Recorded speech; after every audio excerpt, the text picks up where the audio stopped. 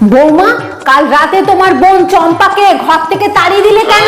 জানেন মা, আপনার ছেলে ল্যাংটো হয়ে নুকুটা দু হাত দিয়ে ধরে আমার ছোট বোন চম্পাকে দেখে বলছে, শোনো চম্পা, কাঁচা লঙ্কা তোমায় দেব 1000 টাকা, মেশিনে রস জমেছে, ঢোকালেই হয়ে যাবে পাকা পাকা, শোনো চম্পা, কাঁচা লঙ্কা তোমায় দেব 1000 টাকা।